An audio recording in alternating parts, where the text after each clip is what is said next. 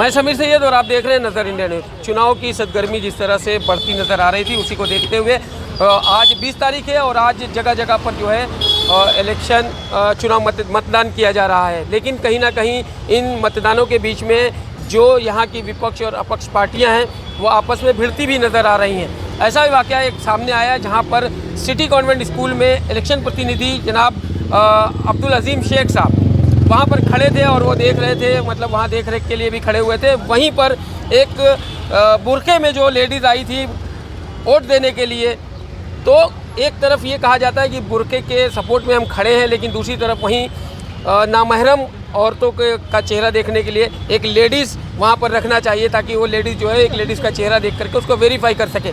उसके ऊपर आपत्ति जताने पर अब्दुल अजीम शेख के साथ में जो है एनसीपी के जो पदाधिकारी हैं यूनुस शेख, उनसे उनकी कुछ झड़प हुई है। क्या कहना है अब्दुल अजीम शेख का, वो हम उन्हीं से जानते हैं। सर, क्या मसला हुआ था आपका सिटी कॉन्वेंट स्कूल में?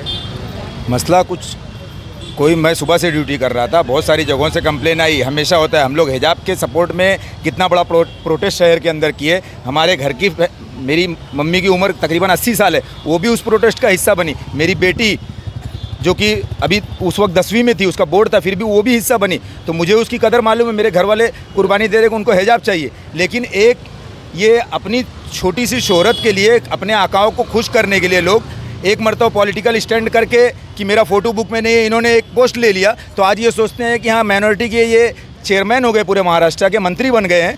ये बाकायदे एक लेडीज़ थी, जान पहचान की लेडीज़ थी, कादर पैलेस की, नॉन मुस्लिम ऑफिसर थे, और वो बैठे थे। वो उन्होंने बाकायदे नोटिस उठाने के लिए कहा, और मजबूरन वो लेडीज़ को जैसे ही उठाए तो मैंने ऑब्जेक्शन लिया कि सर अगर चेक करना है लेडीज़ के लिए, लेडीज़ है, पर्दे का इंतज़ाम हर पोलिंग में है, बोलो वो चेक कर लेगी। तो बोले ठीक है गलती हुई, दोबारा ऐसा। यूनुस शेख आके मेरे ऊपर भड़क गए, क्यों तू बीच में, क्यों वो ऑफिसर से जान दे जैसा हो रहा है होने दे। अरे मैं बोला भाई नोट पे, बोला हटा दिया तो क्या प्रॉब्लम है। अरे मैं बोला भाई मेरे घर की अगर लेडीज़ है, मुझे प्रॉब्लम है, लेडीज़ को प्रॉब्लम हो रहा है, मुझे कंप्लेन आई बोल के। मैं रिप्रेजेंटेटिव हूँ कैंडिडेट का, किसी भी पोलिंग में सुबह से कम 12-14 पोलिंग घूमा हूँ, लेकिन ये लोग का असली मुखौटा इसी में, इनको सिर्फ सियासी मुफाद और आकाओं को खुश करना है, जो मुसलमानों के हमदर्द होने का राग अलापते हैं, और इस तरीके की हरकत करना और माइनॉरिटी की पोस्ट लेके कि हाँ हिजाब का मसला जहाँ पे पूरे देश में कितना गर्मा है, उसके बावजूद हिजाब को तुम सपोर्ट ना करने की जगह मुखालफत करो कि वोट पड़ना चाहिए। तुम्हारे अगर 2-4 लोग पीछे हैं तो उनके वोट जल्दी से पड़ जाना चाहिए, उनको खुश करने के लिए हिजाब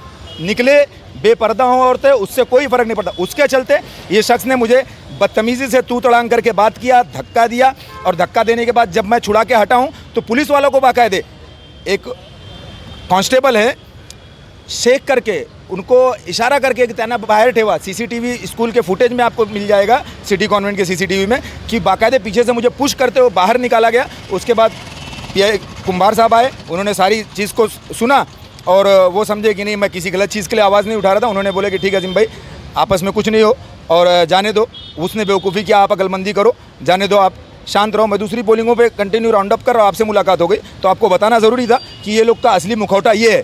सिर्फ इनको पॉलिटिकल मुफाद चाहिए, माँ बहन बेपर्दा हो, कुछ भी हो। मुझे वहाँ पे गाली गलूज तू तड़ांग करके बात की गई, जब तू तड़ांग करके बात की गई उसी ट्यून में मैंने जवाब दिया, तो गंदी अब्यूजिंग की गई। कैमरा अगर वॉइस होगी तो उसमें मौजूद होगा, और वहाँ पे लोग खड़े थे। एक लड़के ने रिकॉर्डिंग भी किया था, वो लड़का भी मुझे मिल नहीं पाया, मैं रिकॉर्डिंग भी इंशाल्लाह आपको अगर दूंगा मिल जाएगी। क्या लग रहा है इस बार चुनाव में बहुत ज़्यादा धांधली का क्या आसार नज़र आ रहा है? 15 साल का जुर्म ख़त्म होने वाला है, पब्लिक एक तरफा शहर की। इंशाल्लाह मैं तो बोलता हूँ कि देखना 23 तारीख को ये जो इनके चंद चट्टे बट्टे लोग हैं ना, वो इनका राज खत्म होने वाला, शहर को आफियत मिलने वाली है। जितना करप्शन हुआ है, जो कुछ हुआ है आज तक, सारी चीज़ों का सफाया होने वाला है इंशाल्लाह।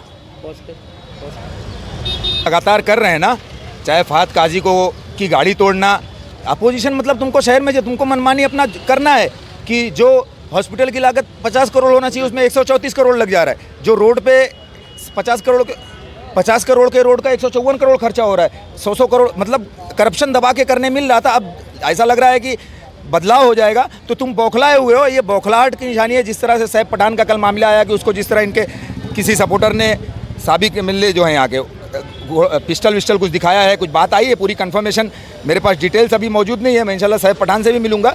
अरे एक तरफ तुम बोलते हो कि हाँ तुम सेकुलर हो, और इस तरीके की मतलब मजलिस का वो मिलता है, अब्दुल अजीम शेख मिलता है, नकाब मिलता है, क्या तुम गंदी राजनीति करो? मतलब तुमको अपोजिशन बर्दाश्त नहीं है। तो सियासत मत करो, सीधा सीधा गुंडागर्दी पे उतर आओ। ले लो कहीं से, किसी से छीन लो असला, शूट कर दो हम लोगों को, गोलियां मार दो।